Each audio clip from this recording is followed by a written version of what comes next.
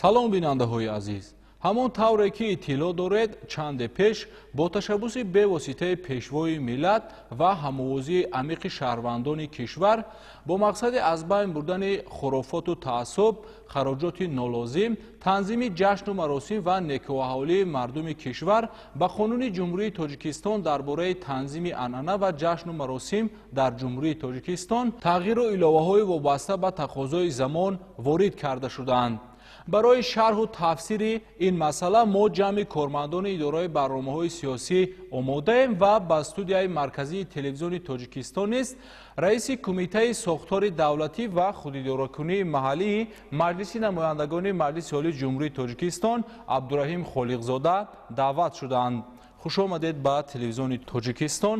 қаблан мехостам зарурату аҳамият ва манфиати ворид гардидани тағйиру иловаҳоро ба қонуни мазкур шарҳ медодед. тағйироту иловаҳое ки ба Қонуни Ҷумҳурии Тоҷикистон дар бораи танзими анъана ва ҷашну маросимҳо ворид карда шуд аз таърихи 28 августи соли равон пеш аз ҳама бо мақсади мутобиқ намудани раванди ислоҳоти маънавие ки 10 сол муқаддам асосгузори сулҳу ваҳдати миллӣ пешвои муҳтарами миллат ҷаноби олӣ Эмомалӣ Раҳмон бо иқдоми қабули ҳамин қонун оғоз карда буданд, яъне идома ёфт.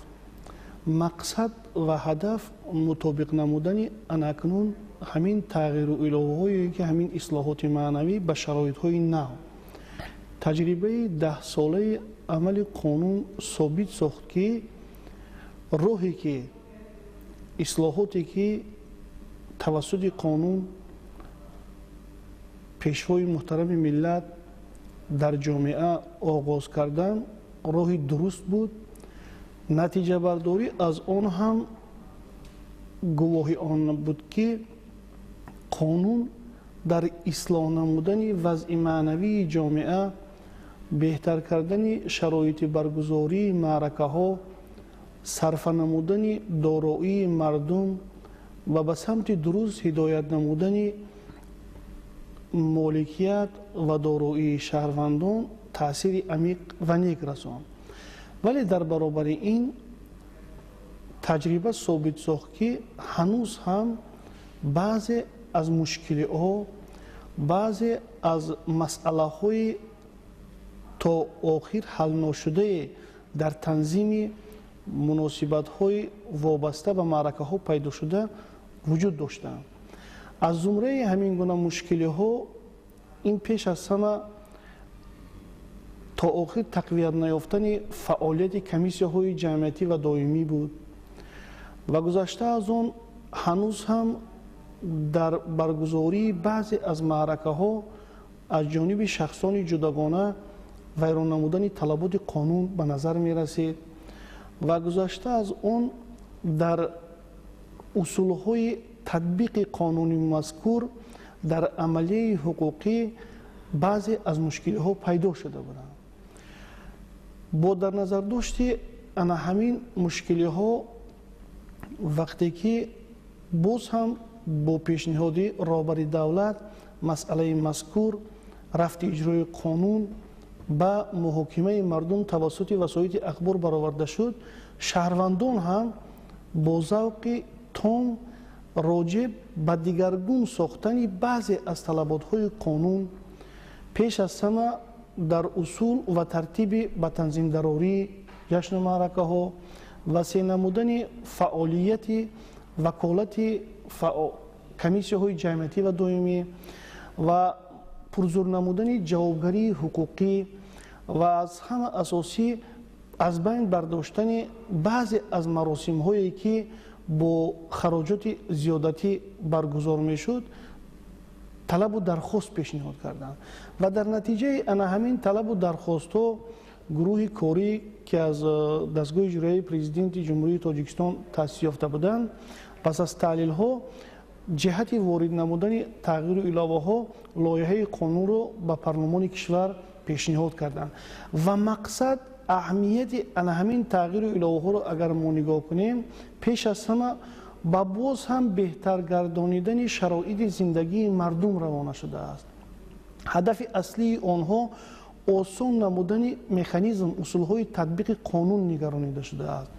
мақсад ва ҳадаф ё аҳамияти ҳамин тағйиру иловаҳо таъмини шароити арзандаи зиндагӣ ба ҳар оилаи Тоҷикистон мебошад, ки ин пеш аз ҳама нияти роҳбари давлат, ин пеш аз ҳама мақсади конститутсия ва пеш аз ҳама ҳадафҳои аслии ана ҳамин қонуни ҷумҳурии Тоҷикистон дар бораи танзими анъана ва ҷашну маросим мебошад. ташаккур. инҷо мутаваҷҷеҳ мешавем ба мусоҳибаи ҳамкорамон Хайруллои Абдулло бо судяи суди конститутсионии ҷумҳурии Тоҷикистон оид ба тағйироти ворид гардида ба моддаи 10 қонуни ҷумҳурии Тоҷикистон дар бораи танзими анъана ва ҷашну маросим дар ҷумҳурии Тоҷикистон. аслан дар моддаи 10 чӣ гуна тағйиру иловаҳо ворид кард? дар моддаи 10 қонуни мазкур ки мавзӯи он танзими тӯи домодию арӯсӣ аст, аз ҷумла пешбинӣ гардидааст ки тӯи домодии арӯсӣ дар муддати на бештар аз 2 рӯз бо оростани зиёфат ва барои то 150 нафар ва додани оши тӯй барои то 200 нафар аз ҳисоби ҳарду ҷониб баргузор карда мешавад. яъне қонун мушаххас пешбинӣ кардааст дар қисми 1 моддаи 10 ки барои тӯи домодии арӯсӣ 2 маърака иҷозат дода мешавад. яке маъракаи оши тӯи он аст барои то 200 нафар ва дигар маърака ин оростани зиёфат барои то 150 нафар аст. ва дар ҳамин маврид тарафҳо бо мувофиқа интихоб мекунанд ки масалан яке тарафи домод кадом маъракаро доир мекунад ва тарафи арӯс кадом маъракаро баргузор мекунад. аслан тибқи анъанаҳои мавҷуда албатта оростани зиёфатро бештар тарафи домод баргузор мекунад ва додани оши тӯйро бошад ҷониби арӯс доир мекунад. вале қонун дар як маврид пешбинӣ намудани меъёри оне ки аз ҳисоби ҳарду ҷониб маънои онро дорад ки тарафҳо метавонанд дар мувофиқа бо ҳамдигар тавассути дастгирии ҳамдигари моддӣ, яъне тавассути масалан кӯмак ба ҳамдигар ҳамин маъракаҳои пешбинӣ намудаи қонунро баргузор намоянд. ё ин ки аз ҷониби ҳарду тараф ё бо иштироки ҳарду ҷониб инчунин маънои онро мефаҳмонад ки тарафҳо мувофиқа мекунанд ки дар ҳамин тӯи домодию арӯсӣ аз ҷумла дар маъракаи зиёфат аз ҷониби домод чанд нафар иштирок карда метавонанду аз ҷониби арӯс чанд нафар иштирок мекунад бо мақсади оне ки теъдоди 150 нафарае ки ба тариқи императиви қонун муқаррар кардааст зиёд нашавад. ё ин ки дар оши наҳоре ки аз ҷониби оши тӯе ки аз ҷониби духтар баргузор карда мешавад, тарафи арӯс баргузор карда мешавад, чанд нафар меҳмонон метавонанд аз тарафи домод дар ин оши ӯ иштирок кунанд. зеро боиси риоя накардани ҳамин меъёри муқаррар карда дар масъалаи теъдоди иштирокчиён дар ҳамин чорабинии тӯи онайни маъракаи тӯи домодии арӯсӣ боиси ба миён омадани ҷавобгарӣ мегардад ки қонунгузор имрӯз мушаххас дар кодекси ҳуқуқи вайронкунии маъмурӣ ва худи қонун дар бораи ҳамин танзими анъана ва ҷашну маросимҳо ба тариқи муҷозоти интизомӣ пешбинӣ кардааст. дигар меъёри муҳим ки дар ҳамин қонуни моддаи 10 пешбинӣ гардааст, аз ҷумла дар қисмати дуюми он қонун садди роҳи яъне маъракаҳои нолозим ки аз ҳамин маъракаи тӯи домодии арӯсӣ бармеояд садди роҳи онҳо гардид. аз ҷумла дар қисмати 2 моддаи 10 пешбинӣ гардид ки ташкили маъракаҳои фотиҳатӯй яъне маслиҳат ошӣ, идонабарӣ, сандуқбинон, яъне ё ин ки худоталбон, раисталбон, инчунин яъне чодарканон ва ноншиканон, яъне муборакбодӣ ҳатто то маъракаи роҳбандонро низ қонун манъ кардааст. ҳамчунин дар қисми 2 моддаи мазкур пешбинӣ шудааст ки тақдими сарупо ба тарафи домоди арӯс ё ин ки хешовандони наздики онҳо ба истиснои тақдими тӯҳфа ба домоду арӯс ва падару модари онҳо манъ шудааст. манъ гардидани чунин масалан тӯю маъракаҳо ва тақдими сарупо ба хешовандони домоду арӯс аз ҳарду ҷониб маънои пеш аз ҳама пешгирифтани хароҷоти зиёдатӣ ба ҳамон оилае ки ташаббускори баргузор намудани маъракаи тӯи домодию арӯсӣ аст ба шумор меравад.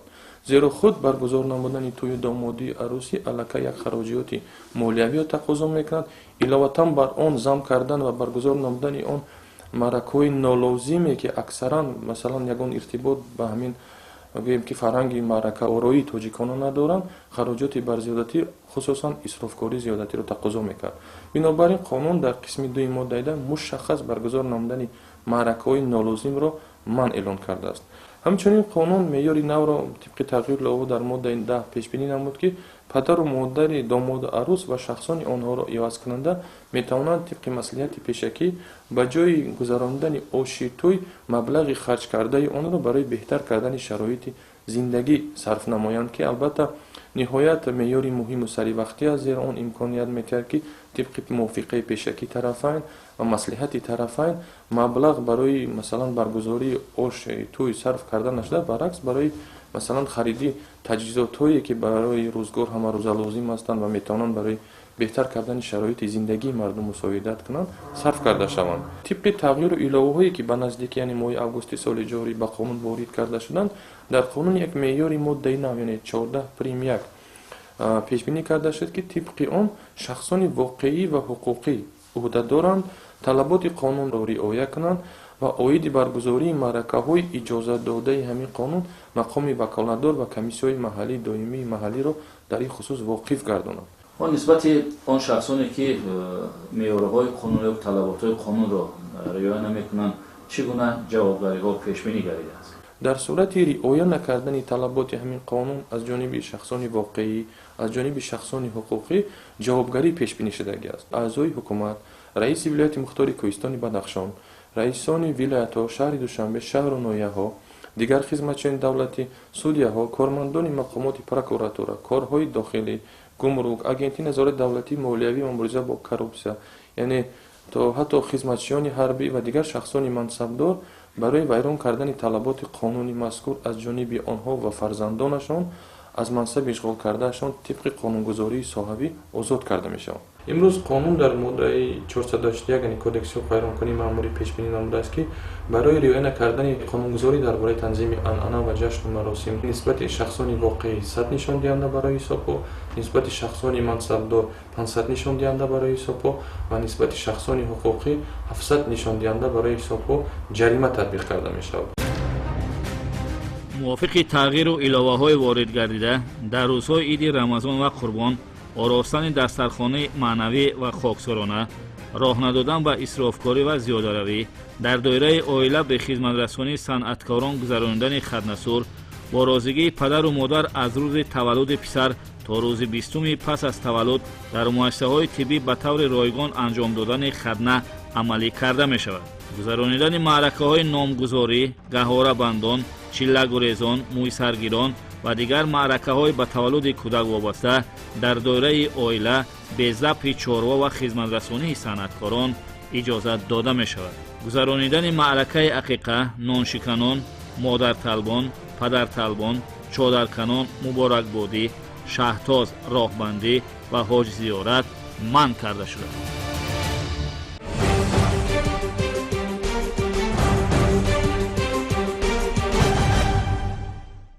тавре медонем ҳадаф аз татбиқи қонуни ҷумҳурии тоҷикистон дар бораи танзими анъана ва ҷашну маросим дар ҷумҳурии тоҷикистон, баланд бурдани сатҳи зиндагии мардум ва рушди иҷтимоию иқтисодӣ дар кишвар аст. аз таҷрибаи 10 соли амали ин қонун чӣ хулоса метавон кард ва дар дурнамо ин қонун ба пешрафти кадом масъалаҳо бояд мусоидат кунад? вазъи баргузории ҷашну маъракаҳо ва маросимҳои мардумӣ хеле вазнин буд. дар маҷмӯъ вақте ки мутахассисон ҳисоб карданд, дар ҳудуди ҷумҳурӣ бениҳоят теъдоди зиёди маъракаҳо, маросимҳои ҳам хурофотӣ, ҳам маъракаҳои хурсандии нолозим ки бо мақсади нишон додани кибру ғурури шахсӣ, карру фари зиёдатӣ баргузор мешуд, теъдоди зиёд буданд. дар маҷмӯъ 89 адад маърака ва маросим дар як сол ба сари ҳар як мисол оилаи тоҷикистон ки зиндагӣ мекард қариб рост меомад. дар ин ҷо бибинед маросимҳои азодории сари тахта, серӯзина, бегоҳӣ мисол маросим агар азодорӣ гирем 7, 20, 40, 6моҳагӣ, сол, ба замми ин маросимҳое ки дар азодорӣ мешуд, ҳар рӯзи ҷумъа ва душанбе бегоҳи ҷумъагӣ, бегоҳи душанбегӣ мекарданд ки дар як сол 53 маротиба мешуд. ба замми ин дар тӯйҳои домодии аросӣ аз фотиҳатӯю масиҳатдошию қозу дигар сар мешуд. яъне теъдоди маъракаҳо то 89 адад ҳисоб кардан мерасид. қонун баъд аз қабул шудан 76 навъи маъракаҳоро маҳдуд ё аз байн бардошт. ин маъракаҳо ва маросимҳое буданд ки на аз нуқтаи назари динӣ дар сарчашмаҳои аслии ислом дида мешуд, маросимҳое буданд ки ин дида намешуд. чаро чунки вақте ки пешвои муҳтарами миллат ба аҳли уламо муроҷиат карданд, донишмандони динӣ, ки шумо мисол гуфта метавонед ки ҳамин маросимҳое ки мардуми мо мегузаронанд ҳамчун фарзиёти динӣ мисол нозил шудаанд. ва онҳо ба як овоз ҷавоб доданд, ҳам 20 моҳи майи соли 2007 ва ҳам 11 июли соли равон вақте ки бо аҳли ҷамоатчигӣ вохӯрданд, пешвои миллат бо такроран пурсиданд. онҳо гуфтанд ки ин дар мазҳаб, дар ақидаи мо, дар дини мо ҳамчун фарзиёт пешбинӣ нашудааст. лекин мардум ҳамин маросимҳоро ба болои мисол вазнинӣ мисол мегузаронд, бо вазнинӣ, бо сангинӣ. акнун қонун ҳамин маъракаҳоро ба низом дароварда, зиёдатиҳошонро аз байн бардошта, мардумро аз ҳамин бори зиёдатӣ сабук кунанд. тасаввур кунед ки тибқи оморе ки кумита оид ба корҳои дин танзими нави ҷашну маросимҳо пешниҳод кардааст, ба тариқи умум зиёда аз 1 миллион 500 ҳазор 700 ҳазор тӯи маъракаҳо маросимҳо гузаштааст. аз ҳамин баргузории тӯи маросимҳое ки расман ба қайд гирифта шудаанд, сарфае ки аз баргузории ин маросимҳо мисол ба манфиати шаҳрвандони ҷумҳурии тӯ аз миллиардҳо сомонӣ зиёд аст, аз 18-20 миллиард сомонӣ бештар. сарфаи чорвои калону хурд, заби чорво ҳам ба маротиб кам шудааст. вақте қонун қабул карда шуд, бо теъдоди муайян, вақте ки мисол тӯи домодии аросӣ то яъне соли 2007 бибинед ки маъракаҳо маросимҳое буданд ки мардум то 1000 нафар даъват мекарданд. акнун қонун то 200 нафар барои оши тӯи вақте муайян кард ва 150 нафар барои базми зиёфат ба маротиб мисол кам карда шуд. дар оғоз мо ҳисоб кардем, ба ҳисоби миёна барои баргузории як маъракаи мисол хурсандӣ то 7500 сомон поён фаромад. ҳатто қабули қонун ин вазъ хеле ҳам баргузорӣ яъне хароҷоти хеле зиёд буд. яъне бибинед, сарфаи сариштакорӣ ҳам дар самти мисол заби ками чорво. вақте чорво кам заб мешавад, насли он зиёд мешавад, вазъи бозори гӯшт ба низом дароварда мешавад. вақте ки хароҷот камтар мешавад, дар оила мисол дар гузарондани ҳамин маросимҳои зиёдатӣ аъзои оила тавонистанд ки оилаҳои тоҷикистон ки маблағҳои сарфазудро барои таълиму тарбияи фарзанд, барои беҳтар кардани шароити зиндагӣ мисол қисми хона сохтанд, қисми мисол фарзандоро таълим доданд, қисми ба онҳо маблағҳоро ба самти дуруст равон карданд. бинобар он натиҷагирие ки ҳам мақоми ваколатдор аз қонун мисол ҳисобот доданд ва он гузоришҳое расмие ки мо тавассути васоити ахбори омма шинос мешавем, гувои он аст ки қонун дар беҳтар кардани шароити зиндагии мардум, баландбардоштани маданияти маъракаороии мардум таъсири нек расонда, ҳамчун як инқилоби маънавӣ воқеан ҳам дар беҳтар кардани сифат, сатҳ ва сифати зиндагии халқи Тоҷикистон таъсири нек расонд. бинобар он ин қонунро аз рӯзҳои аввал мо на ҳамчун як қонуни оддӣ, балки оғози як ислоҳоти маънавӣ, як инқилоби маънавӣ дар ҳаёти иҷтимоии ҷомеа эътироф кардем ва ин чиз на танҳо аз ҷониби мо, ҳамчун аз ҷониби мисол давлатҳои дигар, ҷомеаҳои дигар ҳам эътироф шудааст. ташаккури зиёд. ба моддаи 11 қонун нест ки сухан дар бораи маросими азодорӣ меравад, тағйироти назаррас ворид гардидааст.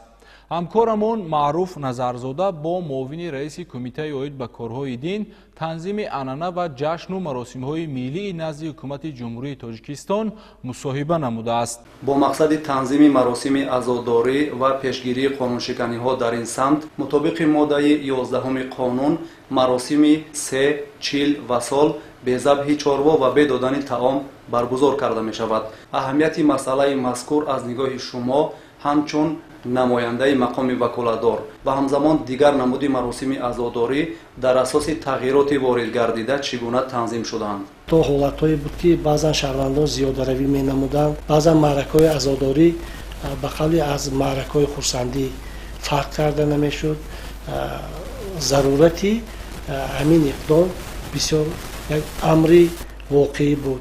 ба мардуми мо бисёр гарониҳо ва вазниҳои зиёдӣ дучор мекард. ба ҷои он ки ба шахси азодор яъне як тасаллӣ, исори тасаллӣ ё таският бахшем, ба хонаи ӯ, ба ҳавлии ӯ танҳо ба тановули як таом мерафтанд аксарият, ки мутлақо ҳам аз нигоҳи шариати исломӣ, ҳам аз ҷиҳати ахлоқи миллии мо дуруст нест. манобеи гуногуни шариати исломиро ин макрӯҳ медонанд, ин чизро ҳатто хӯрдани таом аз хонаи шахси маите ки фарзанди ноболиғ аст то ҳадде ки ҳаром дониста шудааст, ба ин чизо аҳамият намедоданд. дар моддаи 11 қонуни мазкур 4 банд дарҷ гардидааст, яъне аз маросими ҷаноза ки дар он шумораи иштирокчиён маҳдуд нагардидааст, ҳар кас метавонад ба хотири изҳори тасаллият метавонанд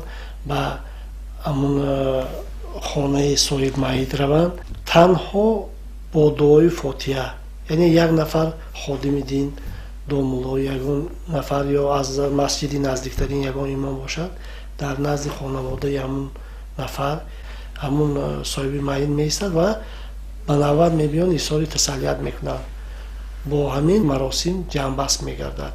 вобаста ба банди 3 моддаи мазкур ҳаминро гуфтаниам ки дар маросимҳои дафну азодорӣ, маъракаҳои додани оши сари тахта, душанбегӣ, ҷумагӣ, 7, 20, 6 моҳагӣ ба истиснои ҳаққи мурдашӯ ва ҳаққи хизмати қабркан манъ аст. ба маъракаҳои азодорӣ аз ҷониби баъзе ходимони дин ё баъзе нафарон, яъне обранги динӣ дода мешавад, гӯё ки ино заминаи динӣ бошанд. ин чиз ғалати мутлақ аст. шариати исломӣ ин чизро мақбул намешуморанд. тартиби маросими азодорӣ ва таъзия дар ҷумҳурии Тоҷикистон ба теъдоди 500 000 интишор гардид ва ба мардум ба тариқи ройгон тақсим карда шуд. албатта ҳадаф аз ворид намудани чунин тағйирот баланд бардоштани сатҳи зиндагии мардуми кишвар аст. баъзан шаҳрвандон рӯй ба қарз меоварданд. дар маросими се хешавандон он одамои наздик барои изҳори тасаллият ба хонаи ҳамон таъзиядор биёянд. лекин ба хотири ин дастурхон оростан ва чорво забт намудан зарурат надорад. ё ин ки мегирем маросими 40 сол. маросими 40 солро қонун бедодани таом муайян намудааст. дар доираи хонавода бигзор хонавода бо наздикон ҷамъ шаванд, изҳори тасаллият кунанд, ёди гузаштагони хешро кунанд, лекин барои ба хотири ин бояд ки мо маърака нагузаронем.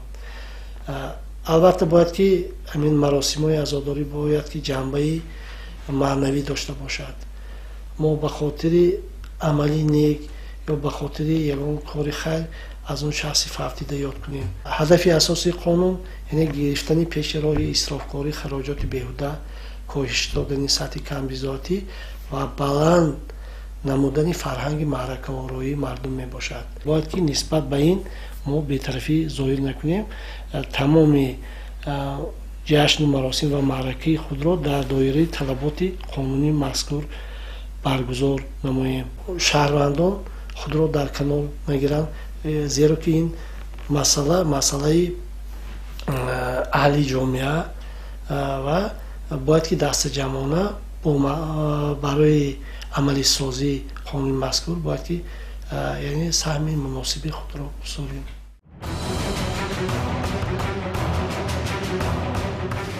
мувофиқи тағйиру иловаҳои ба моддаи 481 кодекси ҳуқуқвайронкунии ҷумҳурии Тоҷикистон ворид гардида, ҷавобгарии шахсони алоҳида барои вайрон намудани талаботи қонуни ҷумҳурии Тоҷикистон дар бораи танзими анъана ва ҷашну маросим дар ҷумҳурии Тоҷикистон пурзур карда шуда. андозаи ҷарима нисбати шахсони мансабдор аз 12500 сомонӣ то 25000 сомонӣ ва нисбати шахсони ҳуқуқӣ аз 25000 то 35000 сомонӣ баланд бардошта шудааст. ба соҳибкорони инфиродӣ, ходимон ва уламои дин барои содир намудани ҳамин кирдор 35 000 сомонӣ ҷарима муқаррар карда шудааст. барои дағалона ё такроран вайрон намудани тартиби гузаронидани анъана ва ҷашну маросим ҷавобгарӣ муқаррар шудааст ки мувофиқи он ба шахсони воқеӣ ба андозаи 30 000 сомонӣ, ба шахсони мансабдор ба андозаи 40 000 сомонӣ ва ба шахсони ҳуқуқӣ 50 000 сомонӣ ҷарима таъин карда мешавад.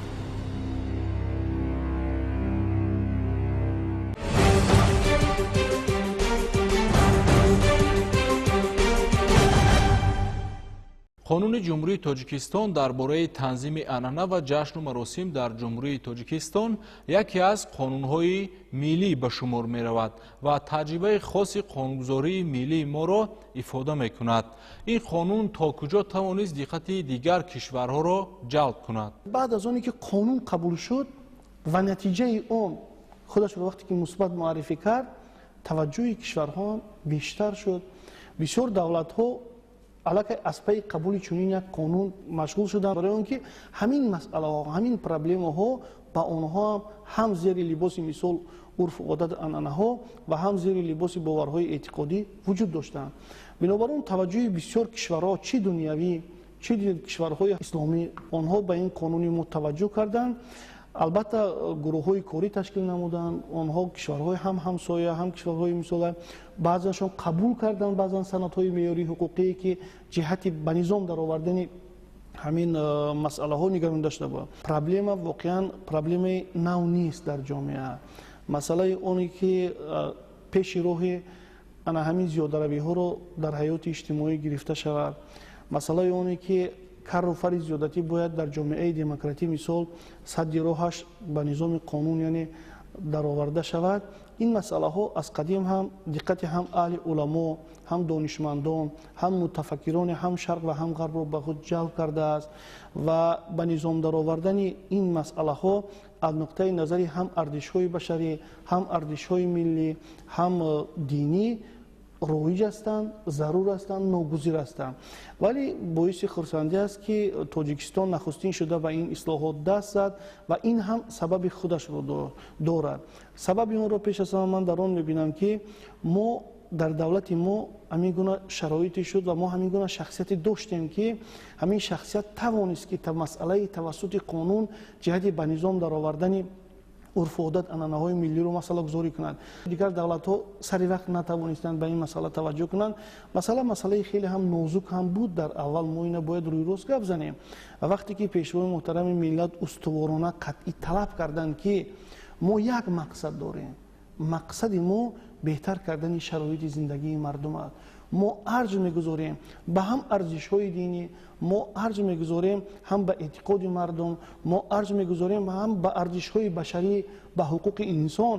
вале мо медонем ки ҳам ҳуқуқи инсон, ҳам арзишҳои динӣ мақсади ҳадафашон беҳтар кардани шароити зиндагии инсон аст ва қонуни мо ҳам пеш аз ҳама ба он нигаронида шудааст ки зиндагии мардумро беҳтар кунем. чун нияти қонуни мо нек буд, нияти роҳбари давлати мо нек буд, мақсади қонуни мо ҳадафаш аслан обод кардани ҳар хонадони тоҷикистон буд. ин масъала дар тоҷикистон дастгирии худро ёфт ва баъдан аз ҷониби кишварҳои дигар ҳам ҳамчун таҷрибаи нек пазируфта шуд. طبق маълумотҳо танҳо дар соли 2015 6217 нафар шаҳрвандони мамлакат ба зиёрати хонаи худо сафарбар карда шуданд ва аз ин шумора зиёда аз 20 нафарашон талаботи қонуни ҷумҳурии тоҷикистон дар бораи танзими анъана ва ҷашну маросим дар ҷумҳурии тоҷикистонро риоя накарда ба қонунвайронкунӣ даст задаанд. ҳамкорамон Давлатёр Ғафурзода бо шарҳи бештар. дар моддаи 12 қонуни ҷумҳурии тоҷикистон дар бораи танзими анъана ва ҷашну маросим дар ҷумҳурии тоҷикистон омадааст ки гузаронидани маъракаи ҳоҷизиёрат маън аст. мегуфтед ки ин моддаи қонун боз кадом маҳдудиятҳоро ҷорӣ намудааст ва тартиби адои ҳаҷ чӣ гуна муайян карда мешавад? модда аз се қисми иборат аст. қисми якуми модда дар бораи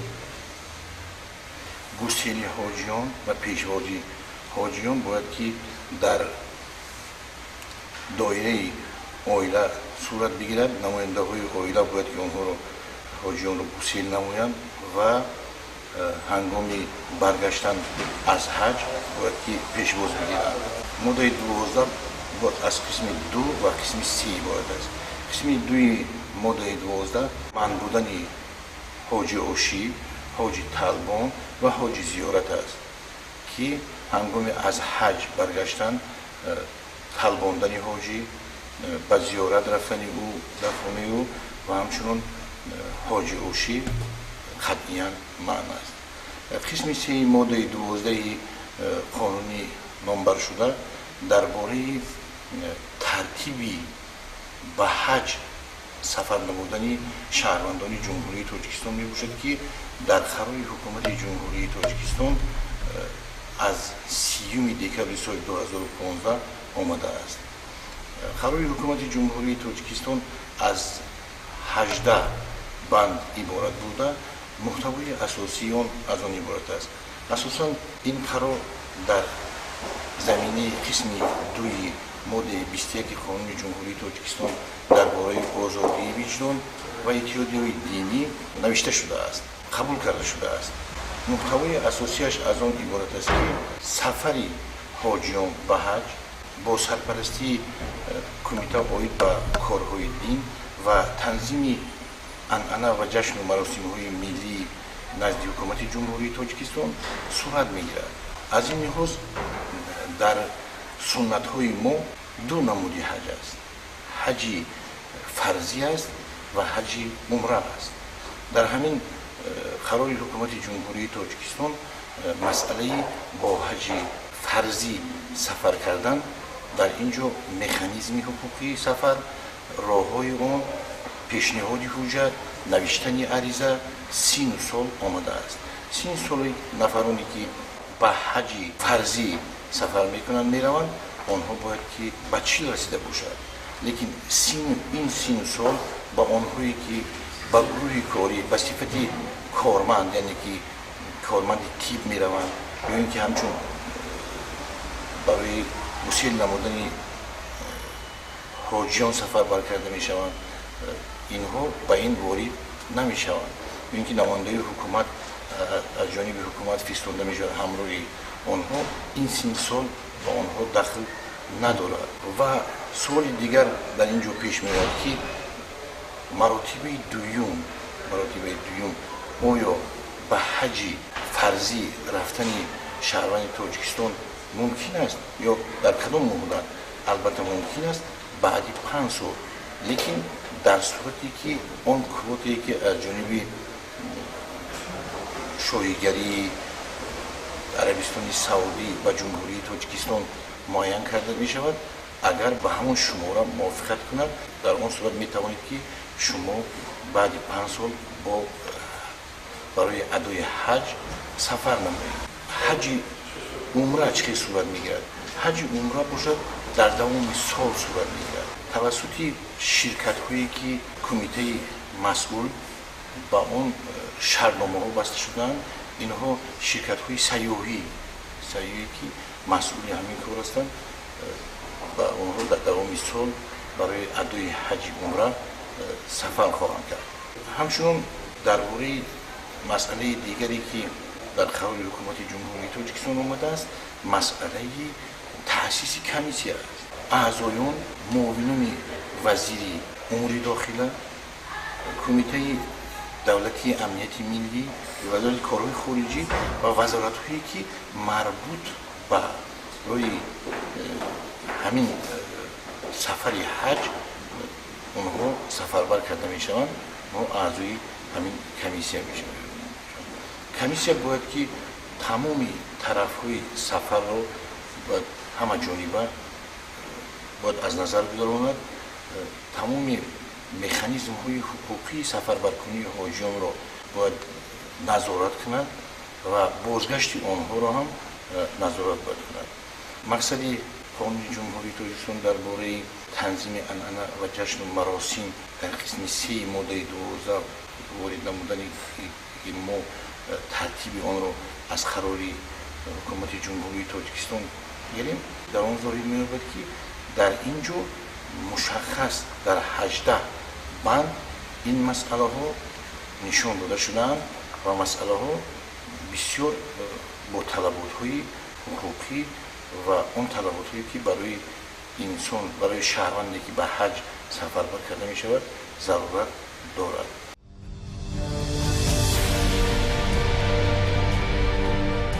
موافق ماده 14 قانون که ترتیب برگزاری جشن و مراسم را به تنظیم می‌دارد، مأموریت قهوه‌خانه‌ها، آشخانه‌ها، طربخانه و تویخانه‌ها در برابر صاحبان معرکه برای شماره دعوتشدگان و وقت برگزاری توی معرکه‌ها مسئول می‌باشند. موافق تغییرات توی مراسم در شهرها در روزهای استراحتی از ساعت 8 تا 22 و در روزهای کاری از ساعت 18 تا ساعت 22 در شهرک و دهات از جمله شهرک و دهات تابع شهر در روزهای استراحت از 1 اپریل تا 31 اکتبر از ساعت 6 تا ساعت 22 از 1 نوامبر تا 31 مارس از ساعت 8 تا ساعت 22 و در روزهای کاری از ساعت 18 تا ساعت 22 گذرانیده می شود. دوامناکی توی مراسم تا 3 ساعت مقرر کرده شده است.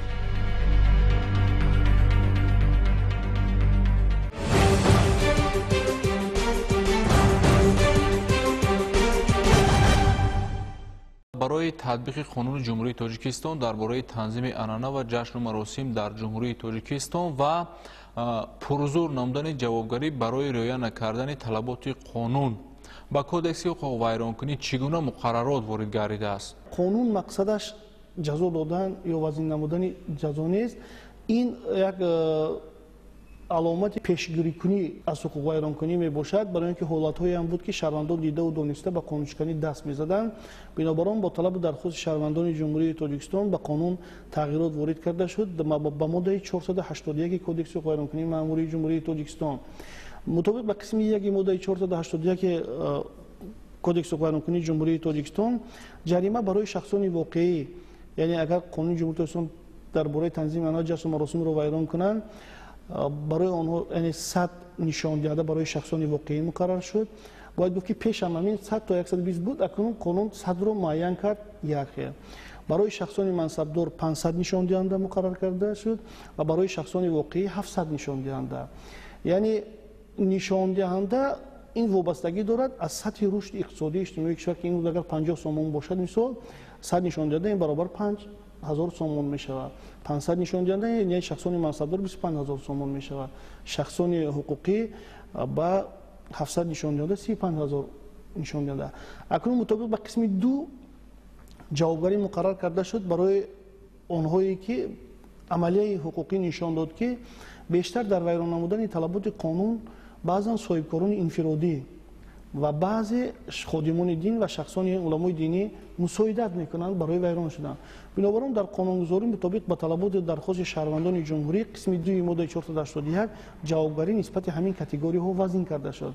برای این کاتگوری که یعنی آنها صاحبکار انفرادی هستند، دیده و دانسته میخوان قانون ویران کنند و جریمه سپارند، میگن که ما میسپاریم، و آنهایی که علمای دین یعنی دیده و دانسته نسبت به قانون خود نظری میکنند و مراسم های دینی رو با ویران کردنش مساعدت مینمایند، جوابگری در حجم 700 نشان دهنده برای حساب ها مقرر شده است. یعنی 700 نشان دهنده برای حساب ها نسبت به صاحبکاران انفرادی و علمای دین، خادمان دینی که آنها با ویران نمودن قانون مساعدت می‌نمایند. و سوم قسم 3 ماده 481 جوابگری برای آنهایی که دغلانه ویران میکنند، قانون رو دیده و دانسته، یا تکرارا ویران میکنند. یعنی تکرارا ویران نمودن طلبات قانون معنی را دارد که شخص قانون درباره تنظیم جشن و مراسم رو ویران میکند، در مدت 1 سال نگذشته باز با ویرانکاری دست میزنند. برای چنین شخصان، برای شخصان واقعی اگر چنین کار نمایند 600 نشان دهنده برای حساب جوابگری مقرر کرده شده است. برای شخصان منصبدار 800 نشان دهنده برای حساب مقرر کرده می شده است و برای شخصان واقعی باشد 1000 نشان دهنده. همزمان جوابگری رو نسبت به شخصان منصبدار هم، یعنی آنهایی که خدمت دولتی کار میکنند، در قانون مطابق با ماده 15 وضع کرده شده است. با اشاره 1 در اونجا گفته می شود که اگر قانون جمهوری تاجیکستان درباره تنظیم جشن و مراسم را شخصان منصبدار ویران کنند، اگر شخصان منصبدار اعضای حکومت جمهوری تاجیکستان، رئیسان ولایت ها، شهر و ناحیه ها، کارمندان سود، دادستانی، مقامات حفظی حقوق و دیگر شخصانی که در خدمت دولتی می باشند، آنها ویران کنند یا اگر قانون از جانب فرزندان آنها ویران کرده شود، در چنین صورت این شخصان منصبدار از وظیفه سبکدوش کرده می شود. یعنی قانون به خاطر یک خیله، قانون به خاطر اینکه از جانب همه یک ذیل اجرا کرده شود، ولایت قانون تامین کرده شود، با طلب و درخواست شهروندان جمهوری تاجیکستان جوابگری را چنین مقرر کرده است و فکر میکنم که مقصد از چنین مقرر نمودن، یعنی شدت دادن جوابگری حقوقی، مقصدش نه تطبیق نمودن چنین جزای وزمین، مقصدش پیشگیری نمودن انا همین حقوق ویرانکنی، یعنی تعمیر نمودن انا همین دوا نمودن همین بیماری که در جامعه ما مدت‌های زیاد وجود داشتن روانه شده است. من فکر میکنم به مقصد نیک است و مردم هم از این چیز البته در عملیه هنگام اجرای قانون این چیز رو به نوبت میگیرند. дар воқеъ қонуни ҷумҳурии тоҷикистон дар бораи танзими анъана ва ҷашну маросим дар ҷумҳурии тоҷикистон анъана ва ҷашну маросимро танзим намуда барои ҳифзи суннатҳои мардумӣ, гирифтани пеши роҳи хароҷоти зиёдатӣ ва дар ин замина баланд бардоштани сатҳи зиндагии мардум мусоидат карда истодааст.